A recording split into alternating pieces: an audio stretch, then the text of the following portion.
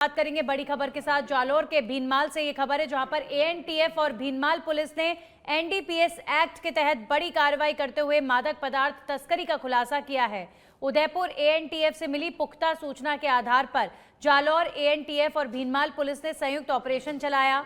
ये कार्रवाई भीनमाल शहर के रामसीन रोड पर की गई, जहां पर पुलिस टीम ने दबिश देकर करीब 300 ग्राम प्रतिबंधित मादक पदार्थ एमडी जब्त किया। कार्रवाई के दौरान पुलिस ने मौके से 2 आरोपियों को गिरफ्तार किया है। गिरफ्तार किए गए दोनों आरोपियों को एमएलसी के लिए राजकीय उप जिला अस्पताल ले जाया गया। बताया जा रहा है कि जब्त की गई एमडी की अंतर्राष्ट्रीय बाजार में कीमत लाखों रुपए है। एसएचओ राजेंद्र सिंह ने बताया कि दोनों आरोपियों से गहन पूछताछ की जा रही है और इस तस्करी नेटवर्क से जुड़े अन्य लोगों की तलाश भी जारी है।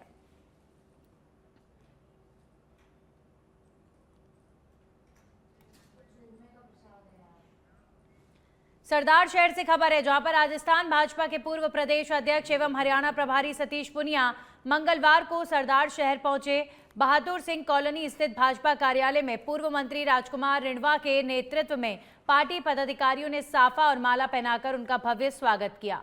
मीडिया से बातचीत में सतीश पुनिया ने यूजीसी से जुड़े मुद्दे पर कहा कि केंद्रीय उच्च शिक्षा मंत्री धर्मेंद्र प्रधान ने स्पष्ट कर दिया है कि किसी के साथ अन्याय नहीं होगा और वामपंथी विचारधारा से जुड़े लोग इस विषय को बेवजह तूल दे रहे हैं। भाजपा में गुटबाजी के सवाल पर उन्होंने कहा कि भाजपा का एक ही गुट है और वो संगठन के साथ मजबूती से काम करता है। इसके बाद सतीश पुनिया पूर्व मंत्री राजकुमार रिणवा समेत अन्य भाजपा पदाधिकारियों के साथ कवलासर के लिए रवाना हुए, जहां पर वे विकास कार्यों के लोकार्पण कार्यक्रम में शामिल होंगे। राजकुमार रिणवा जी ने जोरदार स्वागत किया है, सब कार्यकर्ताओं को उत्साहित किया है। कमलासर में बहुत सारे काम है जिनका लोकार्पण होना है, उसके निमित्त आया हूं। भाजपा का तो एक ही गुट है, एक ही संविधान है, एक ही झंडा है, एक ही चुनाव चिन्ह है। बाकी ये बेबुनियाद सी बात है, क्योंकि भारतीय जनता पार्टी 303 से 303 तक पहुंची है तो अपनी खूबियों के आधार पर पहुंची है। उसमें संगठन नंबर 1, विचारधारा नंबर 2 और सुशासन और जो सरकारों ने काम किया वो नंबर 3। कुल मिलाकर व्यक्ति आता और चला जाता है, लेकिन पार्टी और विचार हमेशा रहेगा। कोई व्यस्तता हो सकती है, भारत के संविधान में कभी। बलोत्रा से खबर है, जहां पर आसोत्रा क्षेत्र के कई राजस्व गांव में गहराते पेयजल संकट को लेकर ग्राम आसोत्रा समेत आसपास के गांव के ग्रामीणों ने जिला कलेक्टर बालोत्रा को ज्ञापन सौंपकर शीघ्र समाधान की मांग की है। ग्रामीणों का कहना है कि जल ग्रहण मिशन योजना के तहत आसोत्रा की मुख्य आबादी में तो पाइपलाइन से जलापूर्ति की जा रही है, लेकिन इससे जुड़े अन्य राजस्व गांव ढाणियों और बेरों तक अब तक पाइपलाइन नहीं पहुंची है, जबकि सभी ग्रामीण कनेक्शन शुल्क जमा कर चुके हैं। आरोप है कि इन गांव में 15 से 20 दिन में एक बार ही कम दबाव से पानी मिल रहा है, जिससे गंभीर किल्लत बनी हुई है। मजबूरी में ग्रामीणों को टैंकरों से पानी मंगवाना पड़ रहा है, जिस पर हर महीने 5 से 10 हजार रुपए तक का खर्च हो रहा है। फाइल है, अभी तक पानी नहीं मिला। 2021 की भरी हुई फाइल है।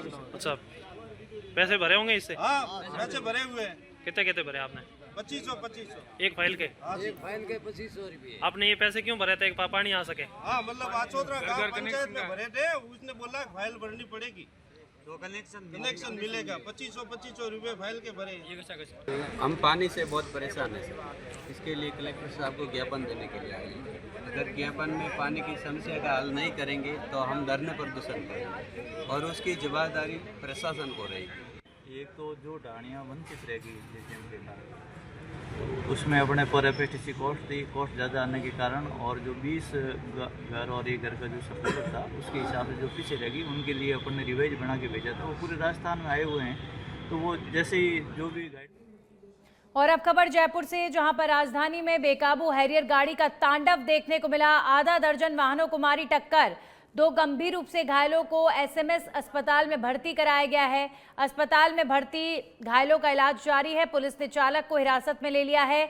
शराब के नशे में ये वाहन चालक धुत बताया जा रहा है।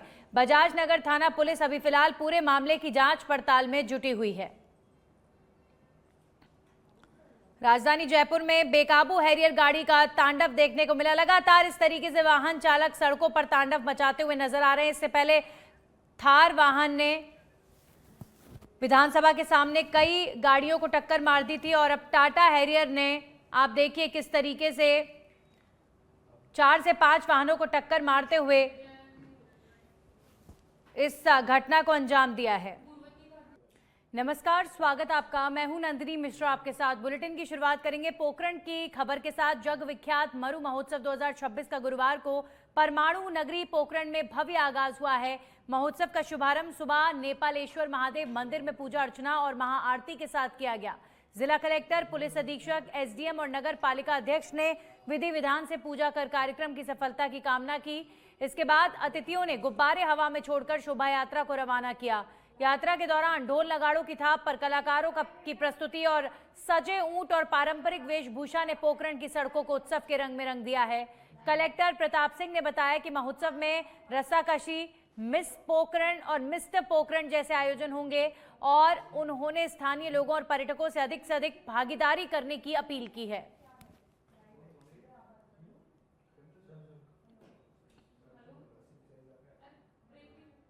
तो परमाणु नगरी पोखरण में भव्य आगाज महोत्सव का, मरु महोत्सव 2026 का आगाज हो चुका है और पूजा अर्चना के साथ महोत्सव की शुरुआत नेपालेश्वर महादेव मंदिर में महाआरती की गई और कई तरह की एक्टिविटीज, कई तरह के खेल यहां पर परमाणु नगरी में इस आयोजन में होंगे।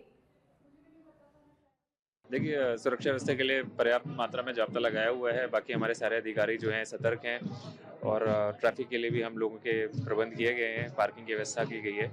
तो इस हिसाब से हम कैमरे के हिसाब से भी इस पे नज़र रखेंगे। मैं पर्यटकों से मेरी यही अपील रहेगी कि यहाँ आए, यहाँ जो हमारी ये सांस्कृतिक विरासत है इसका आनंद लें, लेकिन साथ साथ नियमों का भी पालन करें, ट्रैफिक नियमों का पालन करें और जो पुलिस दिशा निर्देश और प्रशासन के जो दिशा निर्देश जारी है उनकी पालना करें, जिससे कि ये जो महोत्सव है ये सबके लिए यादगार और सुरक्षित रह सके। देखिए, वहीं अब इस वक्त की बड़ी खबर यूजीसी के नए नियमों से जुड़ी हुई आ रही है। यूजीसी के नए नियमों पर सुप्रीम कोर्ट की रोक है। कोर्ट ने कह दिया है कि इनका हो सकता है दुरुपयोग। यूजीसी के नए नियम जिन्हें लेकर लगातार विरोध हो रहा था, सुप्रीम कोर्ट ने उस पर रोक लगा दी है। केंद्र को नए सिरे से ड्राफ्ट करने के निर्देश सुप्रीम कोर्ट ने दिए हैं।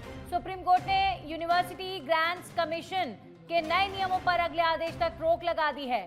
सीजेआई सूर्यकांत और जस्टिस जयमाल्या की बेंच ने सुनवाई की है। इसके प्रावधान है अस्पष्ट। कोर्ट ने कहा इनका हो सकता है दुरुपयोग।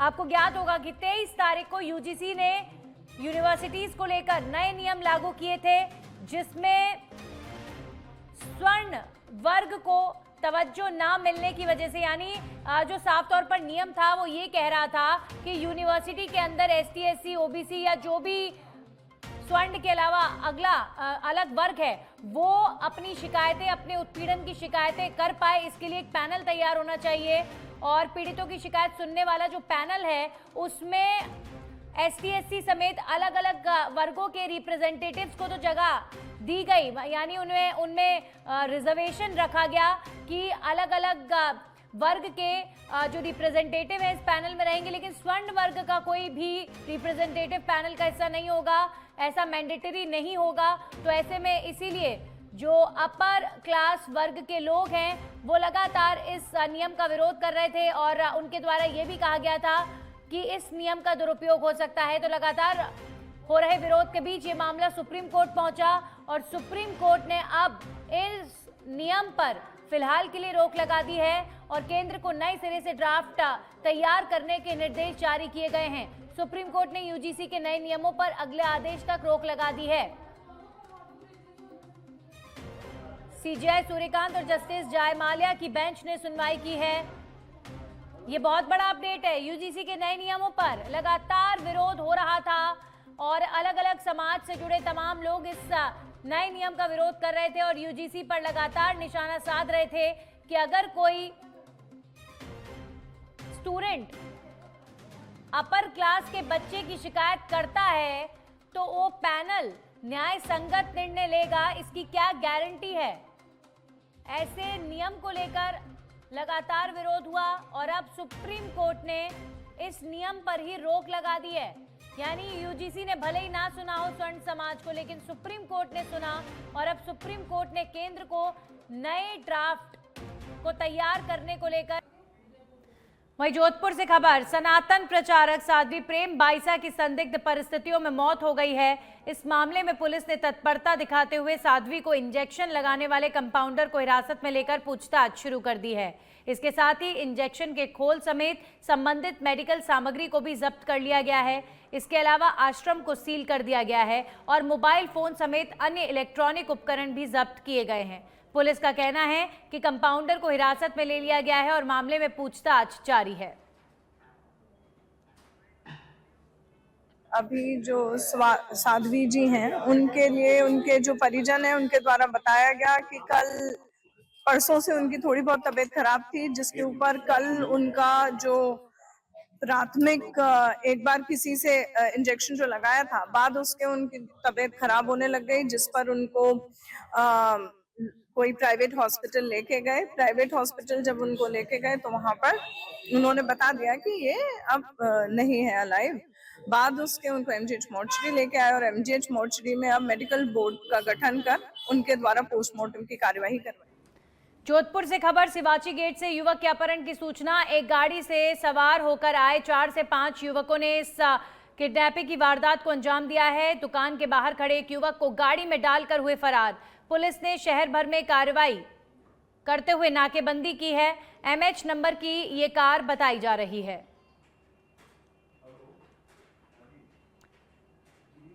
तो जोधपुर में किडनैपिंग की वारदात, एक गाड़ी में सवार होकर आए 4 से 5 लोग ने एक व्यक्ति को किडनैप कर लिया है। सिवाची गेट से युवक के अपहरण की सूचना के बाद पुलिस अभी फिलहाल मामले में कार्रवाई में जुटी हुई है और गाड़ी की जांच पड़ताल की जा रही है।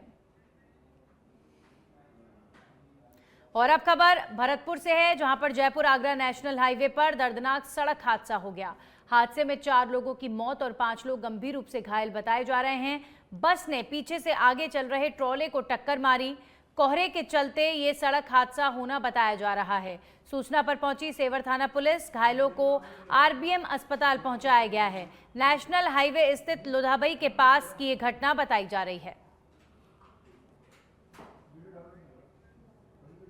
जो टेलर कोहरा पड़ रहा था, टेलर खराब हुआ था, उसके पीछे कोई बैरिकेड वगैरह कुछ भी नहीं लगा रखा था, तो अचानक एकदम दिखा है। उन्होंने समझाया कि चल रहा है टेलर, उनको क्या पता है खराब खड़ा हुआ है। अगर ब्रेकेट होते तो पता पड़ जाता भाई खराब खड़ा हुआ है। तो उन्होंने एकदम देखिए, बोले निकल जाऊंगा मैं इससे, तो वो एकदम खराब, उन्होंने गाड़ी भी काटी है और वो एकदम कैसे कट पाएगी गाड़ी भाई, एक हाथ का 1.5 हाथ का फैसला पड़ गया वो। झालावाड़ के कानपुर से बड़ी खबर, पैंथर ने किसान पर हमला कर किया घायल। गंभीर रूप से घायल किसान श्याम कुमार धाकड़ को जिला अस्पताल रेफर किया गया है। इससे पूर्व पैंथर ने भैंस, गाय और कुत्ते पर भी हमला किया। पैंथर का मवेशियों पर हमला करने का वीडियो सोशल मीडिया पर वायरल हो रहा है। सारोला थाना क्षेत्र के बनिया गांव का ये मामला बताया जा रहा है। तो झालावाड़ में पैंथर ने किसान पर हमला किया।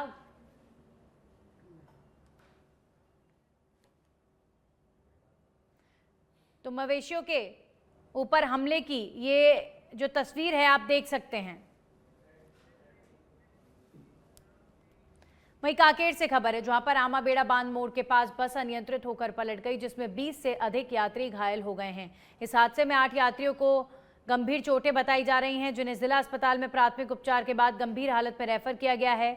बस बांदे से अंतागढ़ होते हुए जगदलपुर जा रही थी। तो छत्तीसगढ़ के कांकेर में हादसा हुआ है, 20 से अधिक यात्री घायल हो गए हैं और 8 यात्रियों की स्थिति अभी फिलहाल गंभीर बताई जा रही है। और अब खबर सिरोही से, बड़ी खबर का रुख करेंगे। तेज रफ्तार बाइक चालक की लापरवाही से हुआ सड़क हादसा। 4 लेन हाईवे पर बारीघाटा तिराहे पर हुआ भीषण हादसा। हादसे में बाइक सवार 2 युवक गंभीर रूप से घायल हो गए हैं। तेज रफ्तार बाइक अनियंत्रित होकर स्लिप हो गई। 4 लेन पर चढ़ने के लिए गाड़ी, बस के नीचे घुसी बाइक। तो घायल दोनों युवकों की हालत अभी फिलहाल बेहद नाजुक बनी हुई है। कोतवाली पुलिस ने मौके पर पहुंचकर दोनों घायलों को अस्पताल पहुंचाया है। तो लापरवाही का यह आलम इस कदर की खुद ही दोनों युवक बुरी तरीके से जख्मी हो गए हैं। 4 लेन पर चढ़ने के लिए खड़ी बस के नीचे ये बाइक घुस गई क्योंकि ओवर स्पीड थी। तेज रफ्तार बाइक कंट्रोल में नहीं आ पाई, जिसकी वजह से ये सड़क हादसा हुआ है। सिरोही में तेज रफ्तार बाइक का कहर, तेज रफ्तार बाइक अनियंत्रित होकर स्लिप हो गई।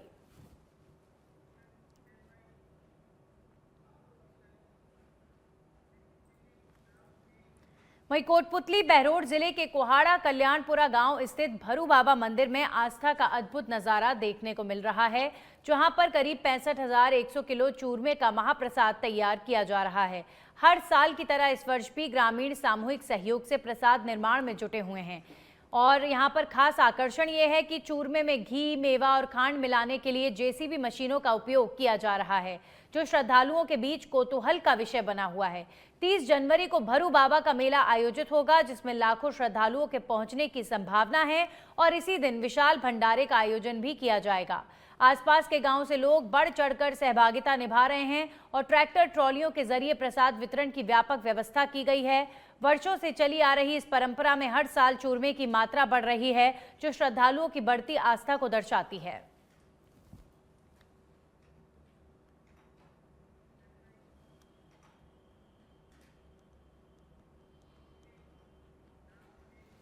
वहीं उदयपुर वाटी उपखंड कार्यालय परिसर में अभिभाषक संघ उदयपुर वाटी के अध्यक्ष श्रवण कुमार सैनी के नेतृत्व में वकीलों ने अनिश्चितकालीन भूख हड़ताल शुरू कर दी है।